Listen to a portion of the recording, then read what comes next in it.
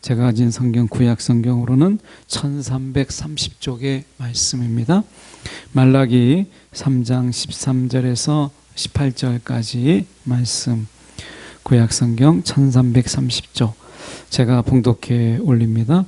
여호와가 이르노라, 너희가 완악한 말로 나를 대적하고도 이르기를 우리가 무슨 말로 주를 대적하였나이까 하는도다. 이는 너희가 말하기를 하나님을 섬기는 것이 헛되니 만군의 여호와 앞에서 그 명령을 지키며 슬프게 행하는 것이 무엇이 유익하리요. 지금 우리는 교만한 자가 복되다 하며 악을 행하는 자가 번성하여 하나님을 시험하는 자가 화를 면한다 하노라 함이라. 그때에 여호와를 경외하는 자들이 피차에 말하매 여호와께서 그것을 분명히 들으시고 여호와를 경외하는 자와 그 이름을 존중히 여기는 자를 위하여 여호와 앞에 있는 기념책에 기록하셨느니라. 만군의 여호와가 이르노라, 나는 내가 정한 날에 그들을 나의 특별한 소유로 삼을 것이요 또 사람이 자기를 섬기는 아들을 아낌같이 내가 그들을 아끼리니 그때에 너희가 돌아와서 의인과 악인을 분별하고 하나님을 섬기는 자와 섬기지 아니하는 자를 분별하리라. 아멘. 오늘 이 말씀 가지고 아낌을 받는 자라는 제목으로 함께 말씀을 나누기를 원합니다. 여러분은 하나님을 왜 믿습니까? 이렇게 질문을 받으면 만약에 여러분이 무엇이라고 대답을 하시겠어요? 또 누군가가 왜 당신은 예수님을 믿습니까? 라고 누가 묻는다면 뭐라고 대답을 하시겠어요? 제가 교회로는 선배고 제가 신대원으로는 총신 신대원으로는 제 후배가 되는 목사님 한 분이 지금은 소천하셨는데 이분이 정말 기도를 많이 하시는 분이신데 이분이 기도하는 중에 예수님이 환상 중에 나타나셔서 이 목사님에게 물어보셨다는 거예요. 이렇게 물어보셨대요. 너는 왜 나를 믿느냐? 이렇게 묻더라는 거예요. 주님이 너는 왜 나를 믿느냐?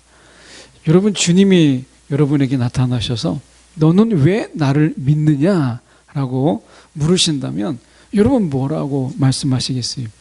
이 목사님이 머뭇거리는 동안에 너무 당연하게 그동안 한 번도 나는 왜 예수를 믿는가라고 하는 걸 한 번도 스스로에게 물어본 적이 없잖아요. 당연히 다른 사람에게 예수를 믿으세요 라는 이야기를 많이 했지만 나는 왜 예수를 믿는가라고 하는 부분에 대해서 한 번도 생각해 보지 않은 거예요. 근데 그 순간에 예수님께 뭐라고 대답을 해야 되는 순간에 막 하는 생각이 이제 지나갔는데 내가 돈 벌려고 예수를 믿었구나. 내가 다른 사람들에게 정말 존경을 받기 위해서 목사님 하니까 어렸을 때 그 모습만 보니까 대접받으려고 내가 목사가 되었구나. 이런 생각도 지나가고 또 한 번은 또 이분이 이제 그 생각 속에서 여러 가지 생각이 지나가는데 돈 벌려고 대접받으려고 그러면서 또 한 번은 이분이 이런 생각이 들었다는 거예요. 내가 정말 이 목회에 성공하기 위해서 내 성공을 위해서 내 비전을 위해서 예수를 믿었구나 이렇게 생각하니까 얼마나 등골이 오싹한지 대답을 할 수가 없더라는 거예요.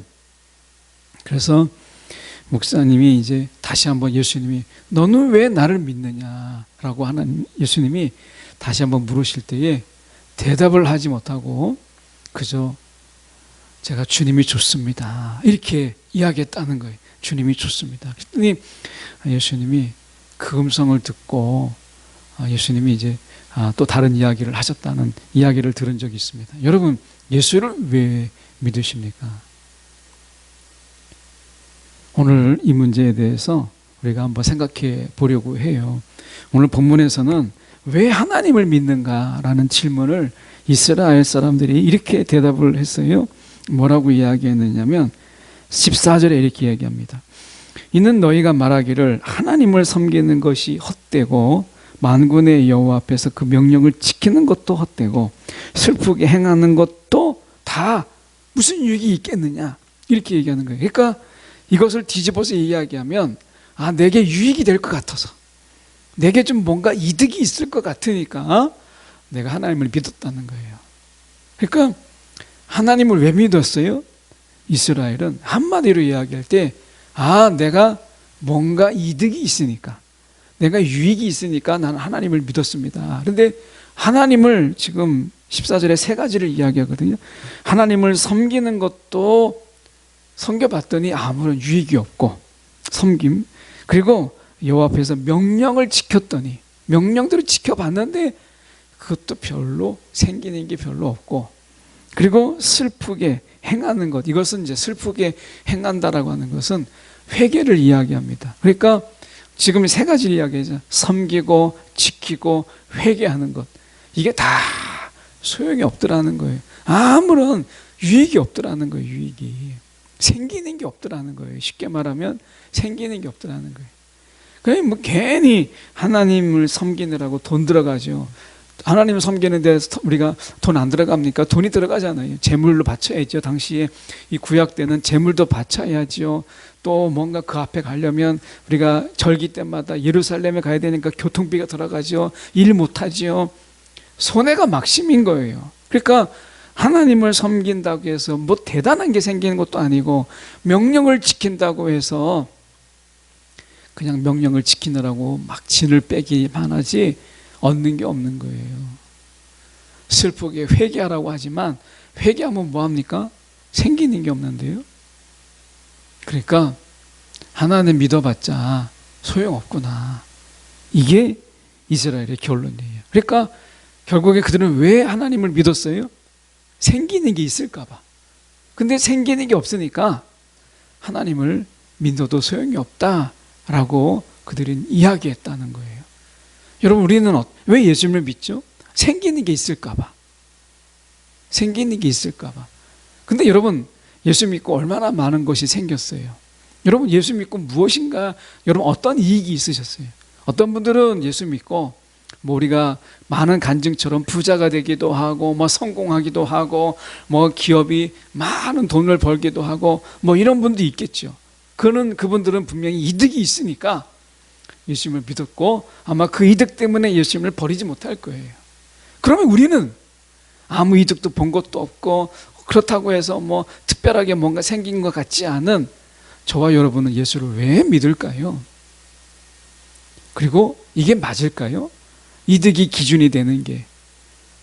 욥기서에 보면 사단이 이제 예수님, 하나님께 와서 이 욥을 고발하죠.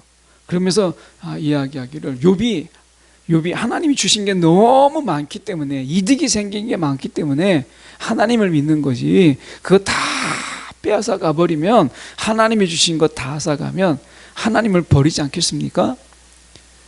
하나님을 자극했어요. 그러니까 하나님이, 그래 한번 네가 욥은 죽이지 말고 네가 한번 해봐라. 그랬더니 막 재산도 빼앗고 자식도 빼앗고 막 욕창도 걸리게 하고 뭐 이렇게 되잖아요. 여러분, 우리가 만약에 욥이었다면 48장까지 갔을까요? 42장까지 갔을까요? 욥 그 끝장까지 못 갔을 것 같아요. 못 갔을 것 같아요. 그냥 그 순간에, 야, 오늘 말씀이 공감되잖아요. 야, 이거 정말 하나님 믿어도 뭐 소용없네. 조금 믿어보면 되지, 뭐 얼마나 더 믿어보겠어요. 10년, 20년 믿어봤으면 됐지, 또 얼마나 믿어봐요. 20년 믿어보고 10년 믿어봐도 소용이 없으면 그 소용없는 거 아니겠어요? 그런 생각 들죠. 13절의 말씀에 보면 여호와가 이르노라, 너희가 완악한 말로 나를 대적하고도 이르기를 우리가 무슨 말로 주를 대적하였나이까. 이들이요, 신앙생활에 이제 볼장 다 보고 볼 게 없으니까, 이익 생기는 게 없으니까 겁을 상실했어요. 그래서 주를 우리가 대적하고 완악한 마음으로, 이제 완악한 말로 하나님을 대적했다는 거예요. 그동안 믿은 게 아깝고, 그동안 말씀을 지킨 게 아깝고, 그동안 내가 눈물로 회개한 게 아까운 거죠. 이득이 없으니까 이들의 신앙 속에서 남는 건 악밖에 없어요. 완악함으로 인해서 완악한 말로 하나님을 대적했더라. 여러분 혹시 이런 임계점에 와 있지 않으세요? 내가 하나님을 내가 참고 믿고 또 믿어왔는데 뭐 믿어봐도 이게 뭔가, 여러분 혹시 이 인내의 임계점에 와서 이 말씀이 정말 나에게 와닿는다. 내가 하나님을 정말 완악한 말로 대적하고 하나님을 내가 정말 저주하고 차라리 죽으라고 이야기했던 욥의 아내 이야기가 정말 내가 와닿는다. 뭐 이게 공감하십니까?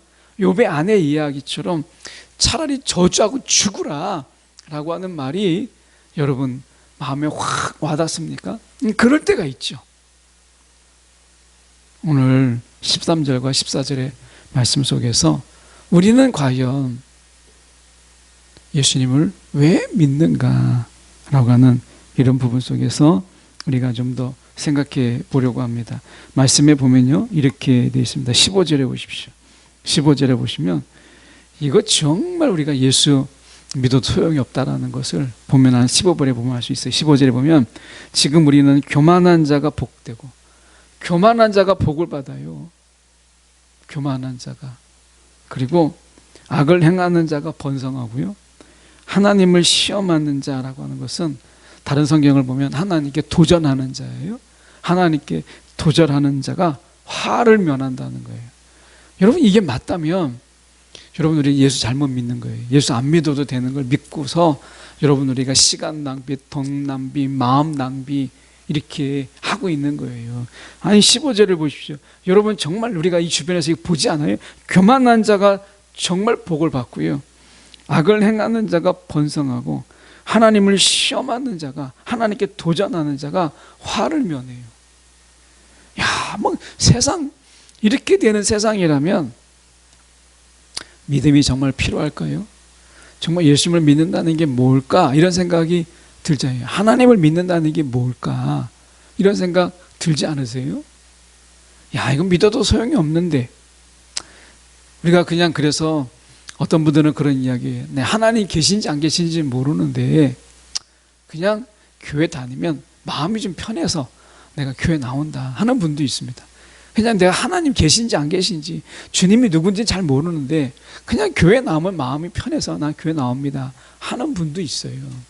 또 교회 나오면 적어도 나쁜 짓 하지 말라고 하니까 내가 교회 나옵니다. 그 전에 주일학교 아이 중에 부모님이 교회 안 다니는 그런 가정에 자녀가 이 주일학교를 나온 적이 있었습니다. 그래서 제가 너무 신기해서 부모님들은 안 나오는데 어떻게 자녀들은 때로 늦으면 차로 대다 주기도 하고 그런 가정이어서 제가 한 번은 그 아버지를 붙잡고 이야기를 했어요. 너무 궁금해서 어떻게 아버지는 교회를 안 나오는데 이 자녀들이 교회 나오는 것을 허락하시고 늦으면 가까운 거리도 아닌데 이렇게 차를 태워다 주십니까? 이렇게 얘기했더니 그 아버지 말씀이 뭐라고 얘기하시냐면 적어도 나쁜 짓은 안 가리키니까요.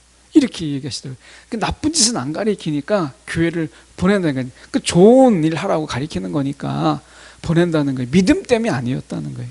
그 아버지는 자녀에게 그래도 나쁜 짓 하지 말라고 하고 착한 일 하라고 가리키니까 뭔가 생기는 게 있지 않겠나라고 해서 교회를 보내는 것이었어요. 여러분 교회에서 통해서 우리가 예수님을 믿으면서 여러분이 바라고 있는 게 뭐예요? 그게 예수 믿는 이유잖아요.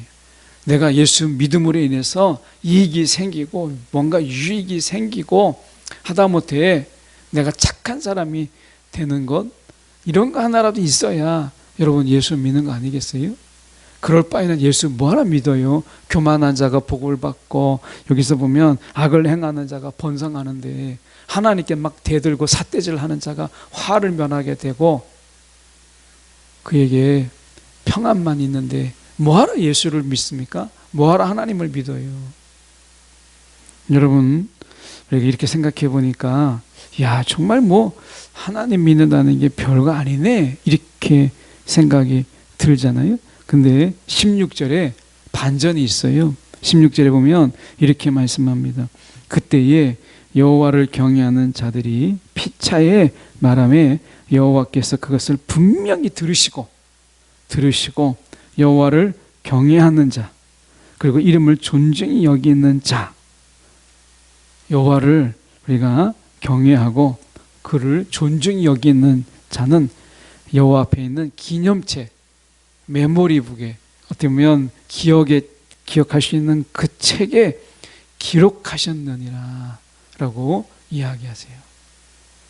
하나님께서 우리의 이름을, 저와 여러분의 이름을 하나님께서 기록하셨다는 거예요. 기록하셨다. 이것은 우리가 하나님이 기록하셔야만 기억하시는 분이 아니죠.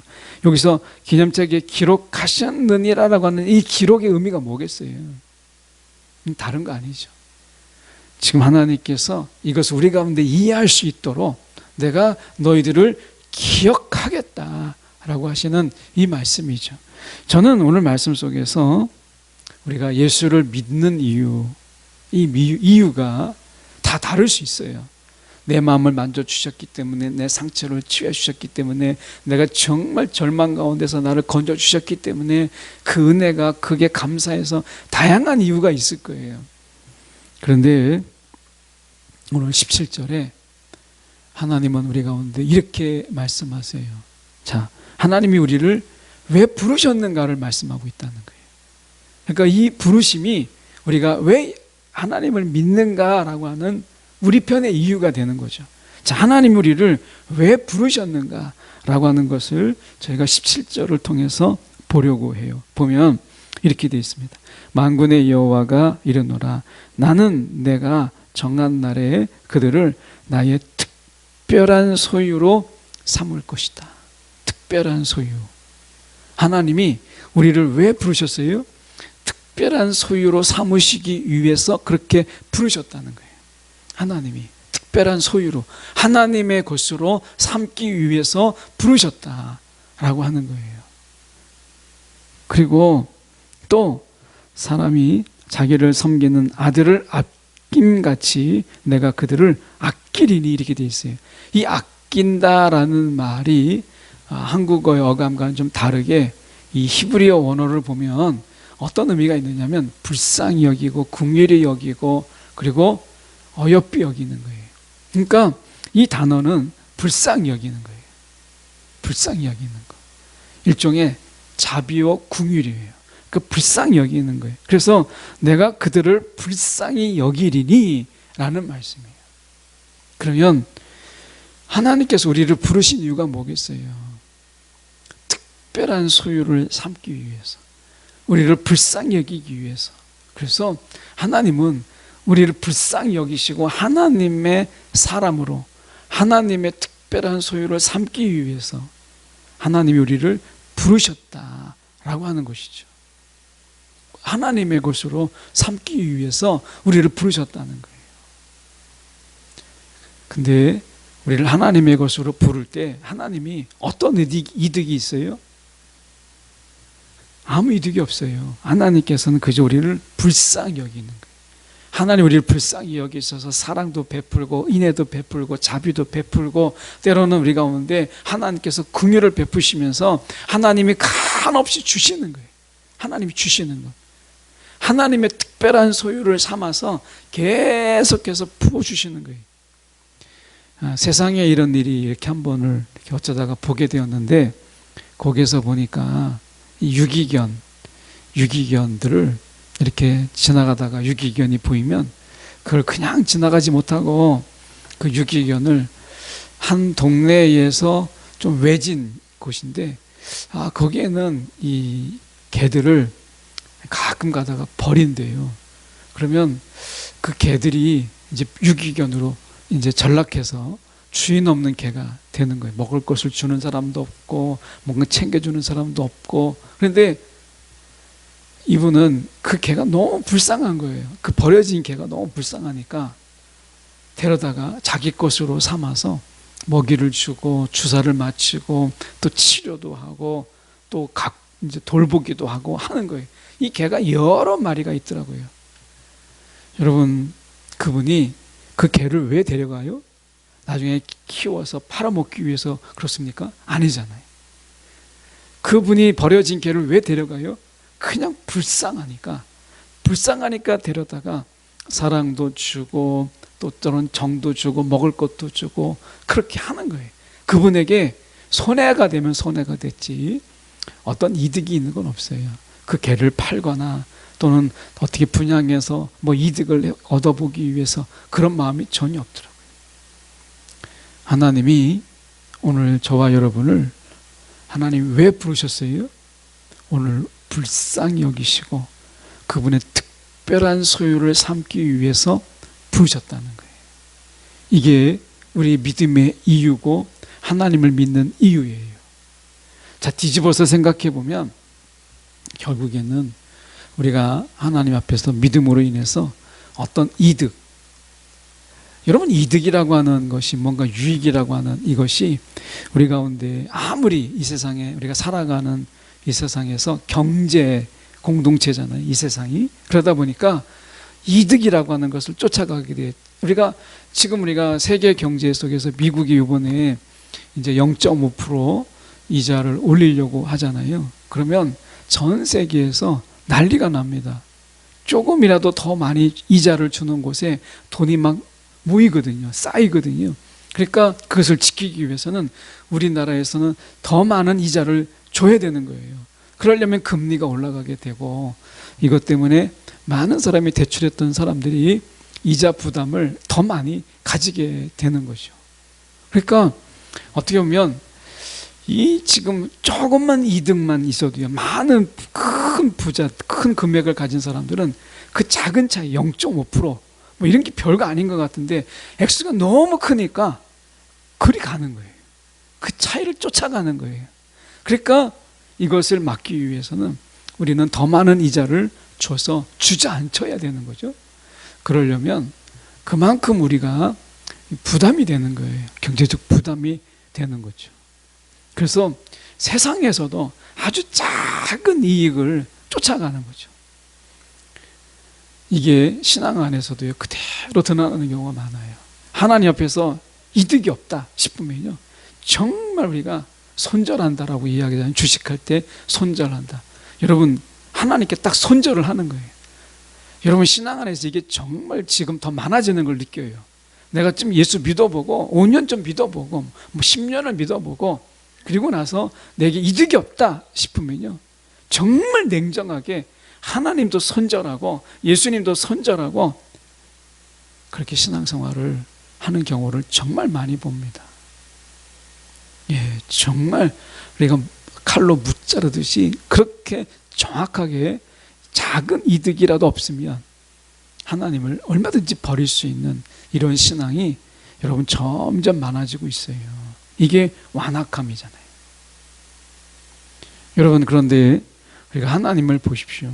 하나님이 우리를, 저와 여러분을 불쌍히 여겨서, 제가 하나님의 택함을 받을 만한 것이 전혀 없어요. 제가 아무리 봐도 제가 하나님을 택함을 받을 만한 그런 것이 전혀 없습니다. 여러분은 어떠십니까? 저는 아무리 들여봐도 제가 예수 믿기 전에 열등감으로 가득한 열등 덩어리였어요. 하나님께서 저를 아무리 둘러봐도 저에게 쓸모가 있는 부분은 전혀 없었어요. 그런데도 하나님께서 부르셨어요. 부르시고 하나님이 저를 불쌍히 여기시고 특별한 소유를 삼으셨어요. 하나님께서. 여러분도 마찬가지야. 특별한 소유를 삼으셨다라고 하는 거예요. 이것은 우리가 원어적으로 보면 하나님이 아주 특별한 보물처럼 여기셨다라는 뜻이에요. 하나님 우리를 특별한 보물처럼 하나님께서 우리를 생각하셨다라고 하는 거예요. 여러분, 하나님이 우리 저를 통해서 뭘 얻겠다고, 무슨 유익이 있다고 그렇게 하셨겠어요. 하나님은 그저 불쌍히 여기셔서 저를 택하셨고 하나님이 저를 특별한 보물처럼 여기셨다라고 하는 거예요. 여러분, 세상에서 우리가 살아갈 때 때로는 우리가 가진 물건 중에서 어떤 것은 내가 마음에 끌리고 그것이 내 마음을 사로잡아서 특별하게 정이 가고 그것을 우리가 아끼고 잘 쓰지 않는 이런 것들이 있죠. 제가 가진 것 중에서는 어떻게 보면 뭐 별거 아닙니다만은 책이 한 권 있어요. 근데 그 책은 뭐 또 사면 되는 책이에요.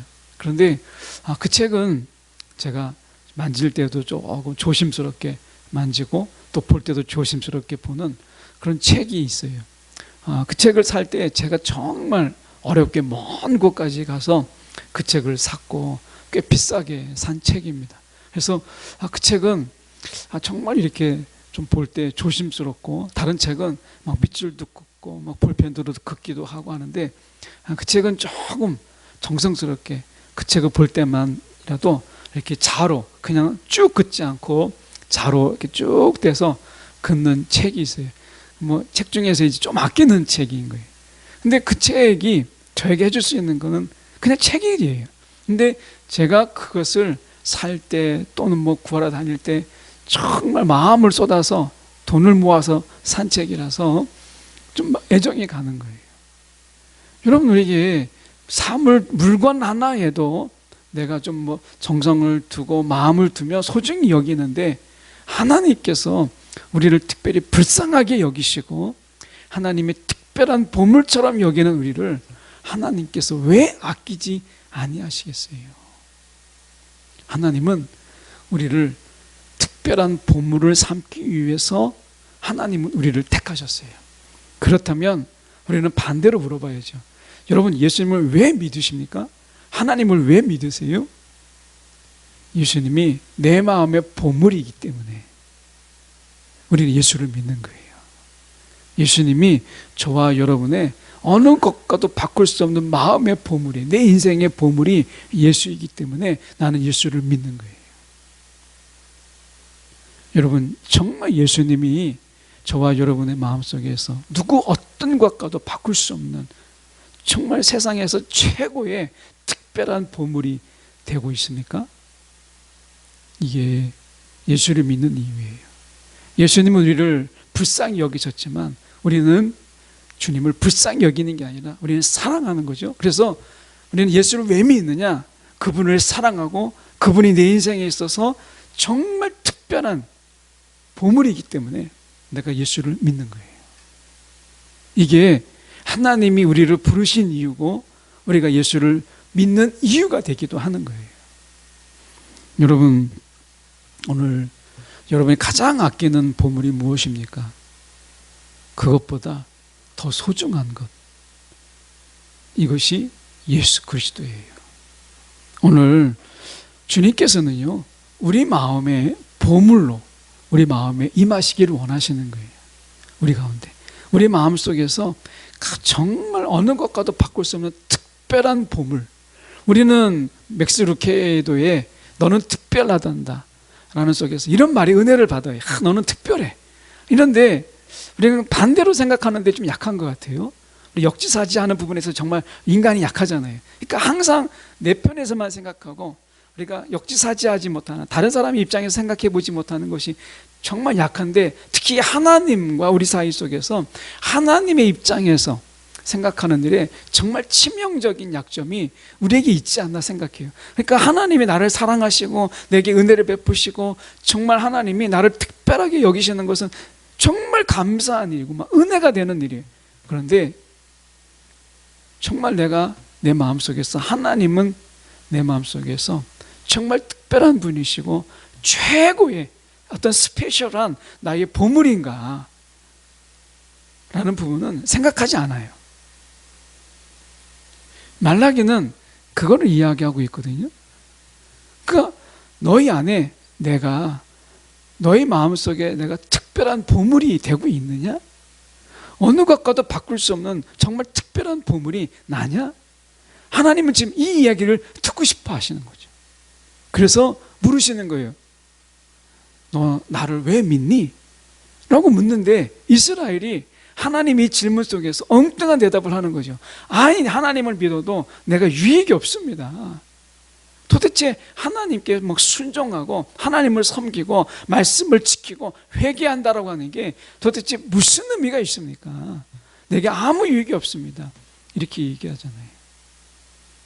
여러분, 예수 믿는다고 유익 없을 수 있어요. 이 세상에서 잣대로 보면 아무런 유익이 되지 못해요. 예. 여러분, 우리가 세례 요한을 보십시오. 예수 믿고 예수를 가리키는 그런 세상에 소개한 세례 요한, 세상에서 누린 유익이 뭐가 있겠어요? 그가 요단강에서 남들 다 배불리 먹고 편안하게 잘 때 요단강가에서 그 광야 가운데서 우리가 주님 오실 길을 예비하라면서 험난한 인생을 살았어요. 그러다가 목뱀으로 죽었어요. 여러분, 그 세례 요한이 세상에서는 무슨 유익이 있겠어요? 사도 바울은 예수 믿고 무슨 유익이 있겠어요? 사도 바울이 오히려 예수를 안 믿었을 때 그는 더 많은 유익이 있었어요. 그런데 예수 믿고 그 유익들이 다 배설물로 여겼잖아요. 무슨 유익이 있겠어요? 없죠. 이 세상의 유익을 얻고자 예수를 믿는다면 여러분 실망할 수밖에 없어요. 예, 그게 이유라면 여러분 실망할 수밖에 없어요. 예수를 진짜 믿는 이유, 우리는 예수를 왜 믿는가, 왜 하나님을 믿는가, 여러분 그것은 내 마음의 보물이기 때문에, 그분이 내 생에 있어서 가장 최고의 보물이기 때문에 나는 그분을 사랑하는 거예요. 오늘 주님께서 우리를 그렇게 여겨주신 것처럼 우리도 주님을 그렇게 여기는 이 마음으로 오늘도 우리가 단호하게 나는 예수를 왜 믿는가 라는 말에 우리가 머뭇거리지 않고 답할 수 있는 저와 여러분이 되기를 간절히 소망합니다. 기도하겠습니다.